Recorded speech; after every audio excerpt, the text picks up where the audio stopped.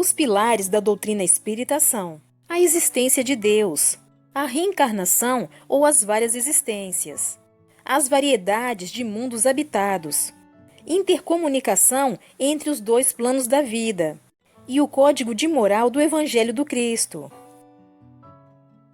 Vamos dar continuidade à leitura do livro O Evangelho segundo o Espiritismo, capítulo 16. Utilidade providencial da fortuna.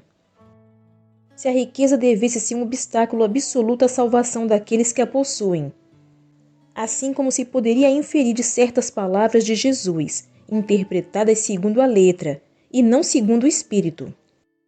Deus que a dispensa teria colocado nas mãos de alguns um instrumento de perdição sem recursos, pensamento que repugna a razão. A riqueza, sem dúvida, é uma prova muito difícil, mais perigosa que a miséria pelos seus arrastamentos. As tentações que dá e a fascinação que exerce é o excitante supremo do orgulho, do egoísmo e da vida sensual. É o laço mais poderoso que liga o homem à terra e afasta seus pensamentos do céu.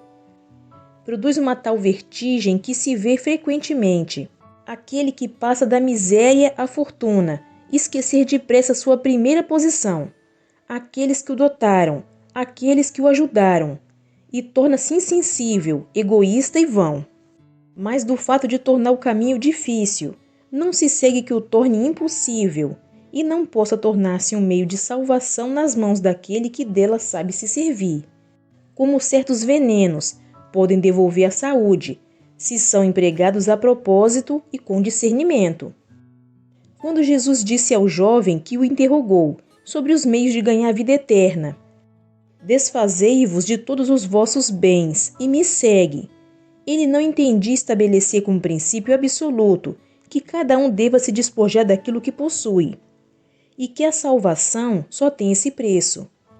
Mas quis mostrar que o apego aos bens terrestres é um obstáculo à salvação.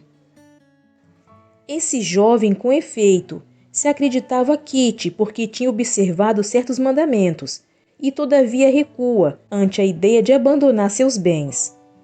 Seu desejo de obter a vida eterna não ia até esse sacrifício. A proposição que Jesus lhe fez era uma prova decisiva para pôr a descoberto o fundo do seu pensamento.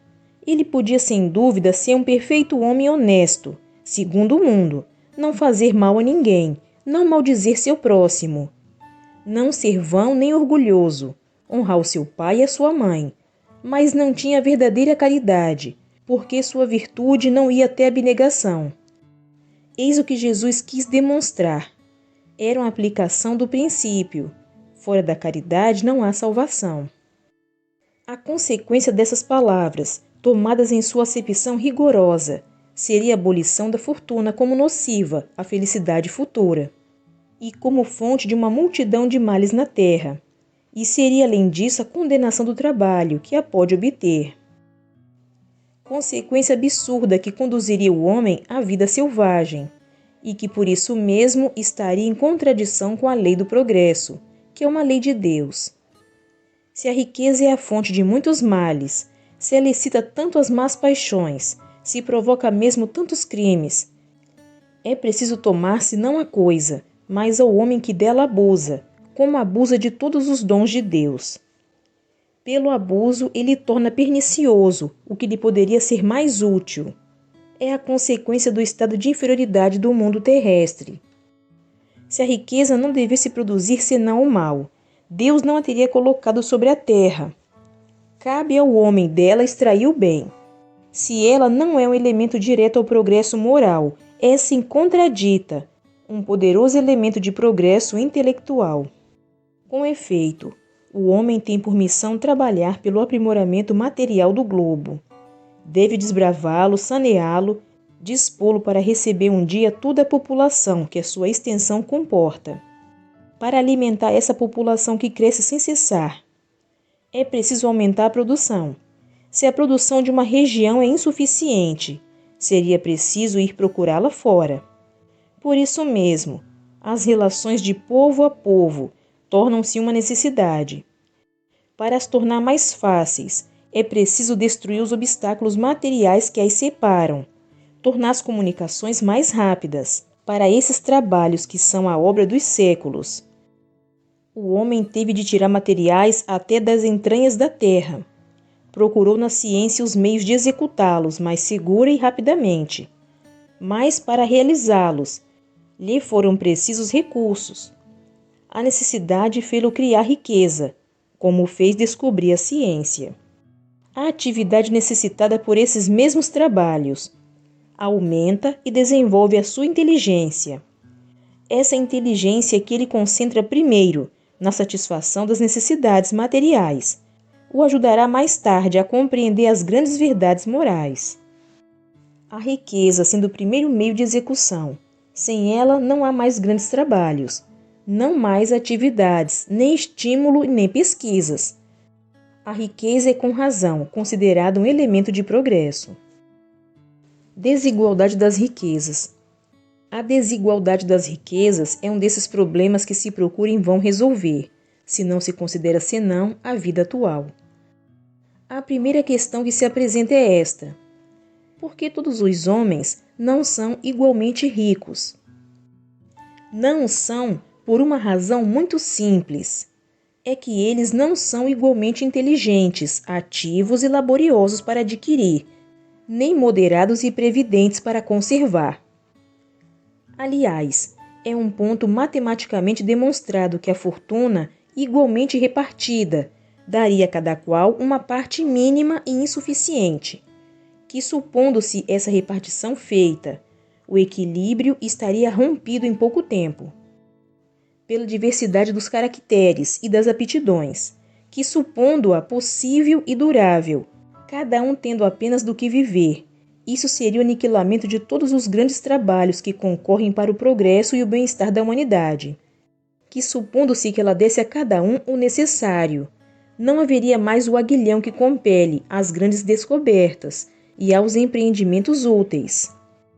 Se Deus a concentra em certos pontos, é porque daí ela se derrama em quantidade suficiente, segundo as necessidades. Admitindo isso, pergunta-se por que Deus a dá a pessoas incapazes para fazê-la frutificar para o bem de todos. Aí ainda está uma prova de sabedoria e da bondade de Deus.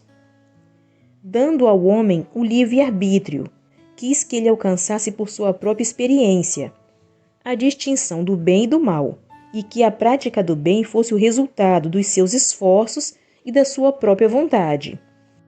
O homem não deve ser conduzido fatalmente nem ao bem nem ao mal, sem o que não seria senão um instrumento passivo e irresponsável, como os animais. A fortuna é um meio de prová-lo moralmente, mas como ao mesmo tempo é um poderoso meio de ação para o progresso. Deus não quer que a fortuna fique muito tempo improdutiva, por isso a desloca incessantemente. Cada um deve possuí-la para experimentar servir-se dela e provar o uso que dela sabe fazer. Mas como há impossibilidade material de que todos a tenham ao mesmo tempo, que, aliás, se todo mundo a possuísse, ninguém trabalharia, e o aprimoramento do globo com isso sofreria. Cada um a possui a seu turno. Quem não a tem hoje, já a teve, ou a terá numa outra existência. E quem a tem agora, poderá não tê-la mais amanhã. Há ricos e pobres, porque Deus, sendo justo, cada um deve trabalhar a seu turno. A pobreza é para uns a prova da paciência e da resignação. A riqueza é para outros a prova da caridade e da abnegação. Deplora-se com razão o lamentável uso que certas pessoas fazem de sua fortuna, as ignóbeis paixões que a cobiça provoca, e se pergunta se Deus é justo em dar riqueza a tais pessoas. É certo que se o homem não tivesse senão uma só existência, nada justificaria essa repartição dos bens da terra. Mas, se em lugar de limitar a visão à vida presente, considerasse o conjunto das existências, vê-se que tudo se equilibra com justiça. O pobre, pois, não tem mais motivo para acusar a providência, nem para invejar os ricos. E os ricos não têm mais do que se glorificar pelo que possuem. Se abusam da riqueza, Não será nem com os decretos e nem com as leis suntuárias que se remediará o mal. As leis podem momentaneamente mudar o exterior, mas não podem mudar o coração. Por isso elas não têm senão uma duração temporária e são sempre seguidas de uma reação mais desenfreada. A fonte do mal está no egoísmo e no orgulho. Os abusos de toda espécie cessarão por si mesmos quando os homens se regerem pela lei da caridade. Obrigada pela sua companhia. Fique com Deus e até o próximo vídeo.